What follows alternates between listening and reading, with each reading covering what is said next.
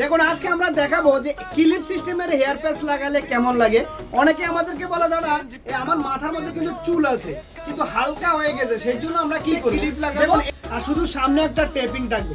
Just এইরকম করে ধরলাম, দেখুন জাস্ট এইরকম করে সোজাসুজি এভাবে বসিয়ে দিলাম। দেখুন জাস্ট এইভাবে বসালাম, আর এই যে ক্লিপটা আছে এই ক্লিপটাকে জাস্ট এইভাবে পিছনের দিকে বসাবো। দেখুন এইভাবে পিছনের দিকে এভাবে বসালাম, এই যে দেখুন।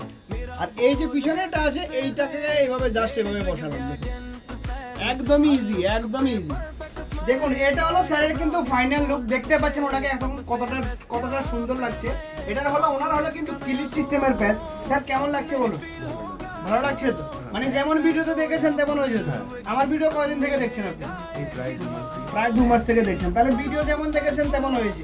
আর প্রাইসটা সম্বন্ধে কিছু বলুন, প্রাইসটা কেমন? প্রাইসটা ভিডিওতে যা বলেছি তাই তো আছে। চলুন বুঝতে পারছেন, আমরা কিন্তু সবসময় যেটা বলি ভিডিওতে যেটা বলবো সেটা সামনেও কিন্তু ডিটো থাকবে।